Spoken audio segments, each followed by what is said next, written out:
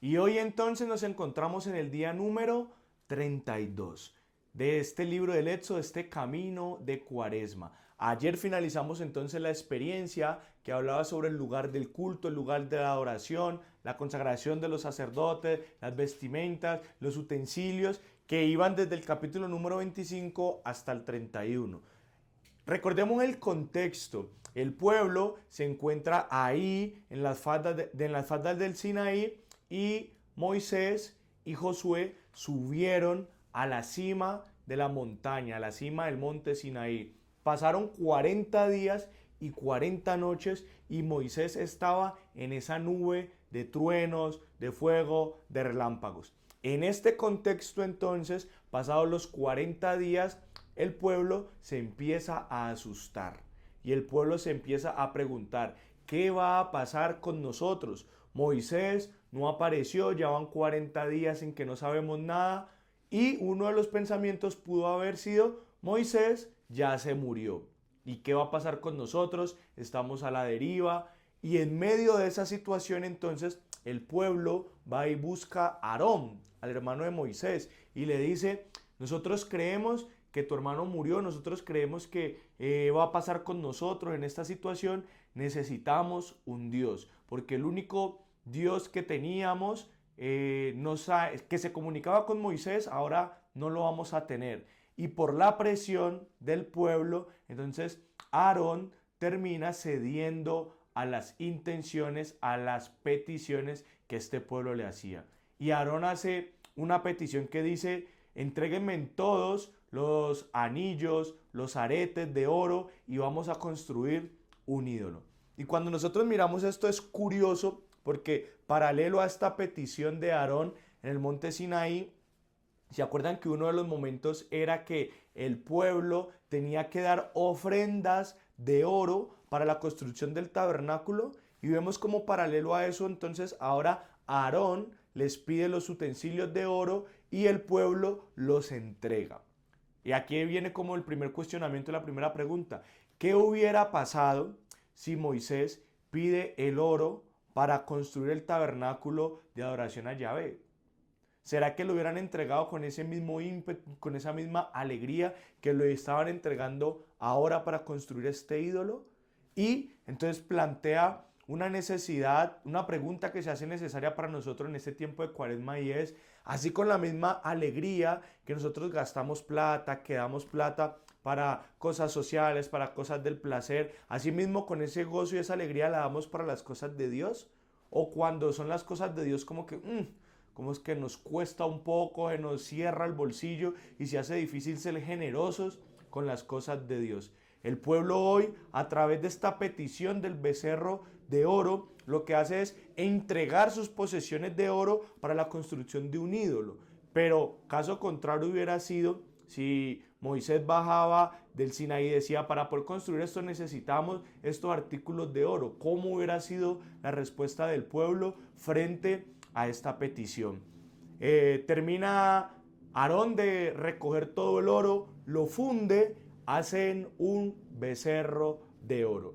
Y digamos que el pueblo va a faltar a la alianza que había hecho, porque recordemos que capítulos anteriores el pueblo había dicho que sí a la alianza y la alianza era ¿cuál? Ustedes serán mi pueblo y yo seré su Dios. Y el pueblo pasado 2 meses de esta experiencia, que es más o menos los 40 días que pasa Moisés en la nube hablando con Dios, el pueblo se olvida de la alianza, el pueblo se olvida del pacto que hizo y corre a buscar nuevos dioses, entre esos el becerro de oro, que digamos que hasta ese primer momento solo representa una imagen, solo representa un ídolo, pero ¿en dónde empieza entonces el problema? Cuando Aarón especifica que mañana, al día siguiente de la construcción del ídolo, se van a reunir para ofrecer sacrificios, para ofrecer holocaustos y para consagrar esa imagen, ese becerro, como su Dios. Ahí es donde empieza el problema. ¿Por qué? Porque antes de la consagración simplemente es una imagen. ¿Dónde adquiere el sentido de adoración? Cuando yo le atribuyo atributos divinos, cuando yo empiezo a rendir culto, a adorar aquella imagen. Y ahí es donde se vuelve un ídolo. Vuelvo y repito, el tema con los hermanos protestantes que condenan, que juzgan las imágenes. El problema no son las imágenes. El problema es el culto o la adoración que yo le hago a la imagen. Y ahí es donde ese ídolo se convierte en Dios. Hasta la construcción del becerro, digámoslo entre comillas, no había ningún problema. ¿Qué pasó? Ese becerro fue consagrado, fue adorado y fue ungido como Dios de Israel. Y ahí es donde el pueblo cae en idolatría. Estando en esta situación, Dios le dice a Moisés: vete, porque tu pueblo se ha olvidado de mi alianza y ha construido ídolos y están en adoración. Vemos cómo Dios se desliga de la alianza. ¿Por qué? Porque el pueblo se ha desligado primero de la alianza y el pacto con Dios. ¿La alianza en qué consistía? Este pueblo será mío, ustedes serán míos, pero ustedes solo me adorarán a mí. Pero al pueblo, adorar a otros dioses lo que hace es romper con esta alianza. Y por eso, rota la alianza por parte del pueblo, Dios rompe su alianza y le dice a Moisés: ese pueblo tuyo, o sea, se desliga de la propiedad del pueblo que ha escogido. Pero Moisés le dice: no, ese es tu pueblo, el que tú sacaste de Egipto, por gracia, por amor, por misericordia, pero el pueblo es tuyo. O sea, como que Moisés, en ese papel de intercesor, en esa figura que media la comunicación entre Dios y el pueblo, lo que hace es recordarle al Señor y decirle: ese pueblo no es mío porque yo no soy el Dios de ellos. Usted nos sacó de Egipto, usted asumió la responsabilidad, el pueblo fue infiel, pero el pueblo sigue siendo suyo. Y en medio de esta experiencia, de este escenario, baja entonces Moisés de ese monte Sinaí junto con Josué, y al llegar se encuentran con esta escena. ¿De qué? De que están adorando, de que están celebrando esta experiencia de adoración a aquel Dios becerro, aquella escultura, aquella imagen que han puesto delante del pueblo. Automáticamente Moisés ve esa escena, lo que hace, ¿se acuerdan las tablas de la ley que el Señor le había entregado el día de ayer en el capítulo número 31 a Moisés? Lo que Moisés hace es destruir esas tablas como signo de mostrarle al pueblo cómo se había roto esa alianza, movido por la rabia, movido por la ira, de darse cuenta de que el pueblo no había entendido primero la gravedad del asunto, porque recordemos que uno de los mandamientos que estaba ahí contenido en esa ley, en esa alianza, era que no adorarás a otros dioses, porque si lo haces, pagarás con tu vida. O sea que el pecado de idolatría lo que iba a significar para el idólatra era la muerte. Y por eso, en medio de eso, Dios hace como un negocio con Moisés y le dice: vamos a hacer algo. Déjeme yo acabo con todo ese pueblo, que se muera todo ese pueblo, pero usted no, y yo voy a hacer de ti una nación grande y te llevaré a la tierra prometida y continuaré esa promesa que le hice a tus padres. Y Moisés tiene sobre la mesa una gran propuesta, que es dejar que Dios actúe, que mate, que aniquile al pueblo y él continuar preservando esta promesa de Dios de la tierra prometida, o solidarizarse con el pueblo sabiendo que era un pueblo de dura cerviz, como lo dice la palabra, y que su corazón todavía no había entrado en esa experiencia total de Dios. Moisés termina intercediendo y le dice: no, Señor, ¿cómo vas a hacer eso? Vas a quedar no solo mal tú, sino también el pueblo, porque todo el mundo sabe que tú sacaste a Israel de Egipto con mano dura, derrotando a los dioses egipcios, pero ahora van a decir: ese Dios es cruel porque los liberó de Egipto y los trajo a morir al desierto, los aniquiló en el desierto. Y bajo esa lógica, entonces, pareciera entonces que la lectura es que Moisés hace que Dios cambie de opinión.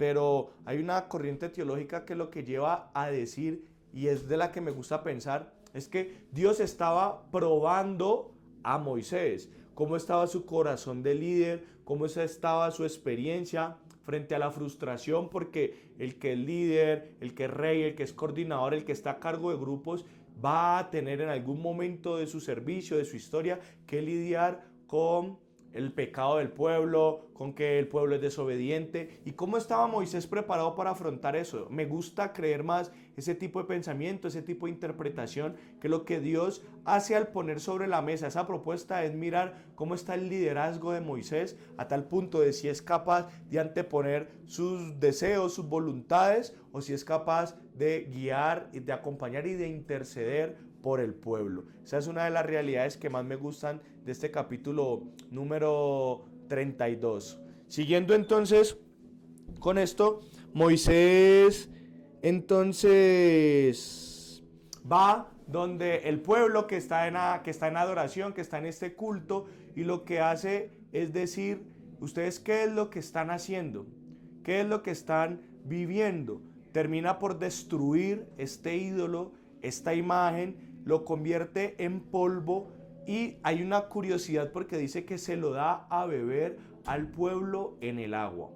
Y esto lo que hace es que no, más adelante en el libro del Levítico va a haber ¿cómo le explico? Como una ley o una forma de probar la infidelidad de la mujer para su esposo. Eso está en el capítulo número 5 del libro del Levítico, que se va a hablar cómo se pone a prueba la mujer para saber si es infiel o no es infiel. Y es un rito que obviamente se hace delante de la presencia del Señor del tabernáculo con unas aguas amargas.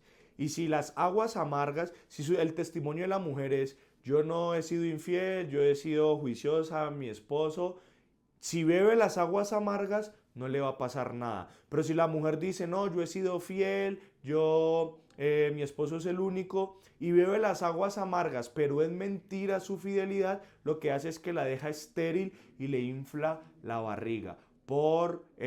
Son las aguas del juicio, las aguas amargas. Entonces lo que nos quiere contar esta experiencia de que Moisés destruye el becerro de oro, lo vuelve polvo, y ese polvo se lo va a beber a los del pueblo de Israel, va a ser como esa norma o esa ley que había de probar la infidelidad. Aquellos que habían sido fieles a Dios, en este caso el becerro de oro, pues no les iba a pasar nada. Pero aquellos que habían sido infieles a Dios, pues iban a mirar las consecuencias producto de su idolatría, producto de su infidelidad. Entonces este pasaje esté diciendo que pulverizó el oro, lo volvió tierra, lo volvió polvo y se lo dio a beber, va a hacer como esa analogía entre la infidelidad de una mujer con su esposo y la infidelidad del pueblo con Dios, como para que tengamos en cuenta ese dato o esa parte del relato que está aquí, que no está porque sí. Automáticamente después de esto, entonces, Moisés va a llamar a aquellos que quieren ser parte de Dios, aquellos que van a continuar firme en la alianza. Y es curioso porque recordemos que esta escritura es una escritura sacerdotal. Los sacerdotes son los levitas, y es curioso que el texto nos dice que la tribu de Leví fueron los que se mantuvieron siempre firmes a la alianza. O sea, obviamente al ser un escrito por la tribu sacerdotal, por la experiencia sacerdotal, que en su mayoría que son levitas, lo que hacen ellos es decir como que nosotros estuvimos siempre firmes a la alianza, nosotros estuvimos siempre fieles a la alianza. Vuelvo y les recuerdo, esto no es un relato histórico, sincrónico, sino que esto es posterior. Esto lleva 5 o 6 siglos desde el acontecimiento del desierto hasta el proceso de redacción. Entonces, obviamente, los levitas, los sacerdotes que escriben esta tradición sacerdotal, van a realzar un poco esa figura de los levitas para decir que ellos siempre tuvieron parte con Dios, que ellos siempre hicieron parte de esa alianza.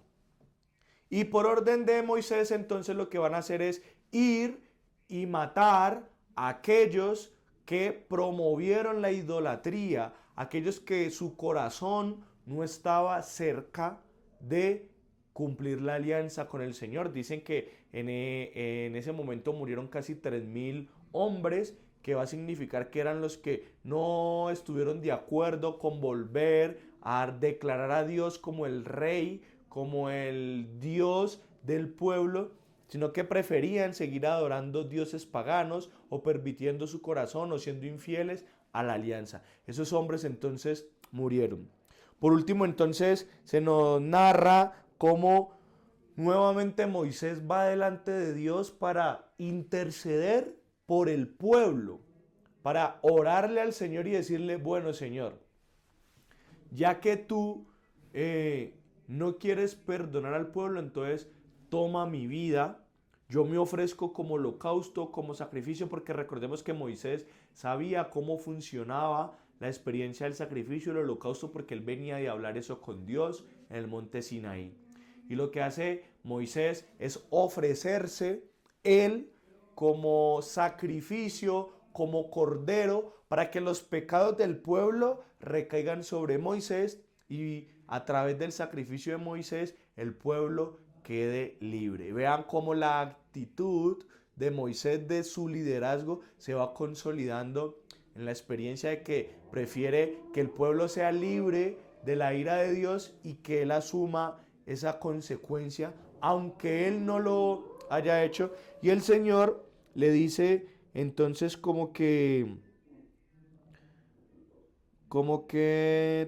pero aquí vamos a leer. Como que el Señor no va a castigar a Moisés por algo que él no ha hecho, que va a llegar el momento en el que el pueblo va a asumir las consecuencias de esos actos, porque aunque Dios perdona, aunque Dios es amor y misericordia, también es un Dios de justicia. Y el pueblo la había embarrado siendo infiel, siendo idólatra, y que iban a pagar las consecuencias. Lo que se habla aquí en la teología es que la consecuencia iba a ser que esa primera generación que sale de Egipto, que está aproximadamente unos 5 o 6 meses en la experiencia del Éxodo, esa generación no va a entrar a la tierra prometida, sino que a lo largo de esos 40 años que van a vivir en el desierto, poco a poco esa primera generación va a ir muriendo en el desierto y no va a entrar a la tierra prometida, porque cuando nosotros pensamos 40 años en un desierto, y si las personas salieron de Egipto en sus 20, en sus 30, en sus 40, quiere decir que 40 años después van a tener ¿cuántos? 60, 70, 80, y probablemente a lo largo de la experiencia del desierto iban a morir, por lo cual no iban a entrar a esa tierra prometida. Es una de las interpretaciones que se hace del castigo de esa primera generación idólatra que no comprendió que había que respetar el pacto, la alianza de Dios. Entonces aquí, para que finalicemos esta reflexión de este día 32, aquí ya volvemos nuevamente al relato histórico. Hasta ahora estábamos hablando del tema del culto, de la adoración en estos 6 episodios del 25 al 31, pero ahora retomamos como la experiencia del Éxodo nuevamente, donde el pueblo del Dios son protagonistas de la historia y de cómo transcurre la experiencia del pueblo a través del desierto, a través de este Éxodo. Y recordar entonces que nuestro corazón tiene que estar en sintonía con la alianza hecha por Dios, porque la alianza hecha por Dios que asumimos en nuestro bautizo, cuando nosotros nos bautizamos, nosotros hacemos parte de la iglesia, del pueblo escogido por Dios, y es por eso que a partir de ese momento la alianza que usted y yo hacemos es la de reconocer al Señor como nuestro único Dios, como nuestro único Señor. Por eso que podamos reflexionar en este día 32 cuáles son esos ídolos, cuáles son esas imágenes, cuáles son esas realidades que nos llevan a apartar mi mirada del Señor y ponerla en otras realidades como el placer, como el dinero, como el trabajo, como las posesiones, pero en qué realidades en nuestra vida cotidiana se están convirtiendo en ídolos a tal punto que los estamos adorando y estamos quitándole ese culto, esa adoración, ese primer lugar al Señor. Continuamos entonces caminando en esta experiencia del Éxodo y nos vemos mañana para que reflexionemos sobre el día número 33. Un abrazo para todos y Dios los bendiga.